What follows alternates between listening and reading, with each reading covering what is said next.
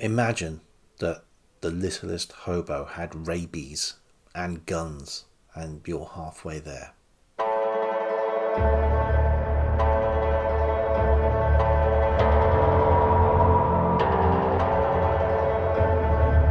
Hello, my name's Gavin. This is Genre Books, and today it's another June on the Range video.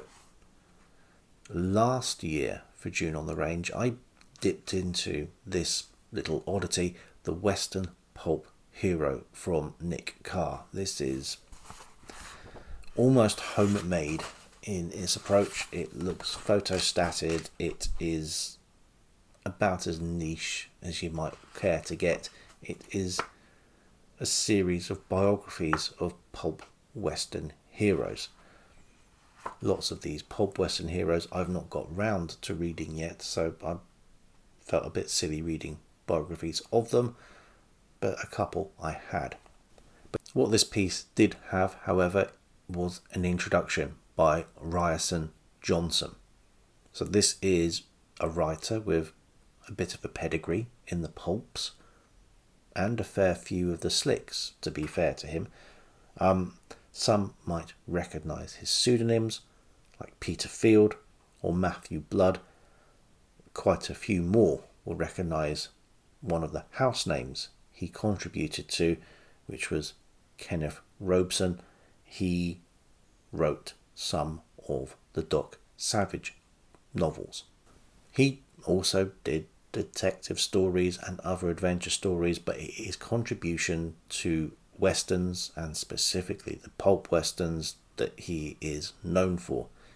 In the introduction to this work, he describes himself and some of his pulp writing colleagues as Hudson River Cowboys, meaning that they were from New York or the New York area or lived there, and sort of wondering about their validity in putting pen to paper for westerns. Maybe it's time, if you haven't already guessed it, to make my shameful admission. I was the kind of western pulp writer they called a Hudson River Cowboy. Hunkered over a typewriter in a rented room in New York, I wrote 100 western stories before I ever went west. I crossed the Hudson and chugged into the sunset in an old Ford Model A convertible. I covered Colorado, Kansas, Oklahoma, Texas, Arizona and New Mexico, and later in the middle and northern states. I wanted to see if the West was anything like I'd been saying. It wasn't. Disillusionment was complete. Zane Grey's Purple Sage was a vast patch of alkali-rooted weeds, and the romantic rangeland stretched out and out under a skim-milk sky in the harsh, arid, dusty rock and rattlesnake-cluttered miles. And the western cowboy? No more than a dry dirt farmer with his bib cut off the top of his overalls. The western writers who lived out there, I'm sure, had different thoughts about it. Max Brand, W.C. Tuttle, S. Omar Barker, Ernest Haycox, and a whole herd of others must have values that I missed in my quick once-over. Back in New York, after my western ramble, I had a problem. It was like the first time I set foot in Europe. I had known all the time it was there, but now I was standing in it, I really knew. Same with the stories. Now that I knew for sure that I was perpetuating a western myth, it was a little harder for a while to fire myself into it. Fantasies of fist-knuckling, rope-looping, gun-blazing heroics. But you believe in the world you're creating. While you're writing, you do. You have to if you're going to make the reader believe it. Whilst I don't want to go over old ground too much, I did talk about this piece last year. It has a direct impact on what I've been reading in the last week. And I'll show you the books I have read in the last week. Number 7 of Edge, California Killing by George G. Gilman. Jubalcade, Volume 1, The Killing Trail by Charles R. Pike. Breed, The Lonely Hunt by James A. Muir. And Volume 2 of Herne the Hunter, River of Blood by John J. McLaglen. All of these books have one thing in common. They are not written by Americans. They're all written by Brits. I could add other series to this list. Adam Steele, The Lawman, Gringos, Apache. There was an explosion in the mid to late 70s of short, violent Western paperbacks. I don't know how well they sold in the States, but by all accounts they were big sellers on this side of the Atlantic. I want to read a whole lot more of these books, these series, these writers before I can talk of anything approaching a deep knowledge about this particular subject. Here I am only scratching the surface, but their stories do raise a bit of a question. But I want to focus here briefly on 4 writers.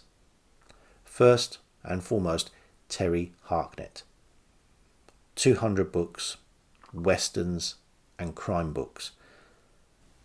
Educated in Essex and working in London, he wrote under a number of names. George D. Gilman for the Edge series, Charles R. Pike for Jubalcade, or at least the beginning novels of the Jubalcade series, William M. James, Thomas H. Stone, and other names besides. His first full-length western was just a case of serendipity.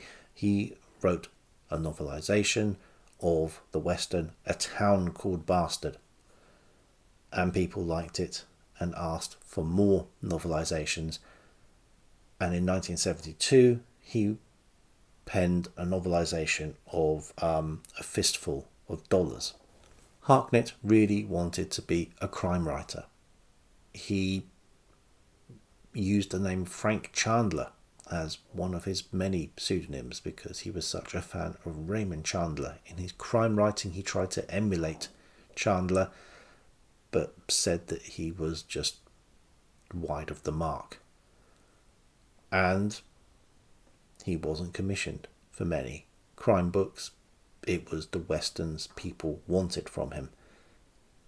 He did seem to have the knack for westerns, even though his experience of the West was restricted to the small or the big screen. He wasn't even a big reader of westerns. Lawrence James, who was a commissioning editor at the New English Library publisher, commissioned 4 novels of an original western series from Harknett, and that started the ball rolling. We ended up with 61 books in the Edge series, 49 Adam Steele books, 27 Apache books, which he also wrote with Lawrence James, 12 Revenger books, 6 Undertaker books, and the first 3 books of the Jubalcade series. The remainder of the Charles R. Park Jubalcade books were written by a writer, Angus Ian Wells, who also liked to employ a number of pseudonyms. Under the name William S. Brady, we got 9 Peacemaker books, 15 Hawk books. Under the name J.D. Sandon, we had 10 Gringos books, 10 Gunslinger books as Charles Garrett, half a dozen Lawman books as J.B. Dancer, and as James A. Muir, 22 Breed books. Not everything under those names was written by Angus Ian Wells. Someone who shared the load on some of these is John Harvey. John Harvey is best known as a crime writer under his own name, but his Western contributions, which came early in his writing career, included the contributions to Hawk, Peacemaker, Caleb Thorne, the Gringos and the Lawman.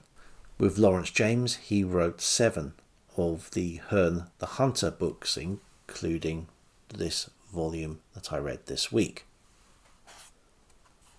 I think. With Lawrence James, he wrote 7 of the Hearn the Hunter books, including, I think, I'm pretty sure, the volume that I read this week. And finally, the writer who I've mentioned throughout this little list, the guy who seems to bring it all together, Lawrence James, who possibly kickstarted this all with commissioning Harknett to write some westerns, but an author in his own right who went from anything from romance to science fiction and all the bits between. They all knew each other. They all worked together. They shared pseudonyms, and this is sort of why they became known as the Piccadilly Cowboys. They met in a pub in Piccadilly and pretty much swapped ideas, helped each other, shared the load on producing series of books. These are pseudonyms, but they are verging on being house names of the publishers. So many people had input into the titles.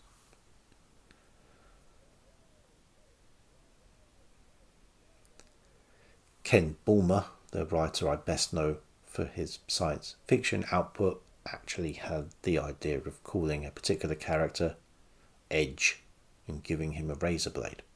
So there are plenty of writers on the periphery of this group. I'm concentrating on just these four. In parallel to the authors mixing things up between themselves, this lends itself to the characters doing the same.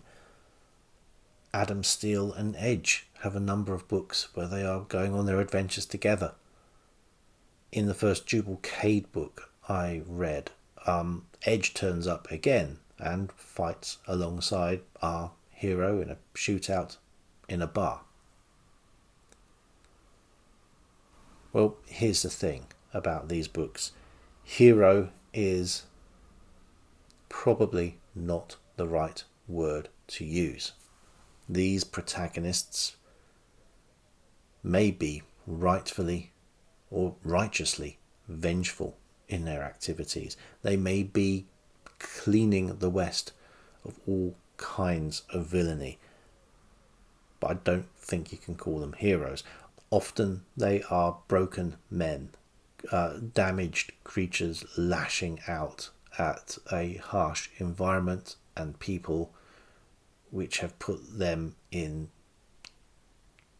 transports of desperation and grief. And when they do lash out, they are uncaring, visceral, allowing nothing to get between them and their intended quarry.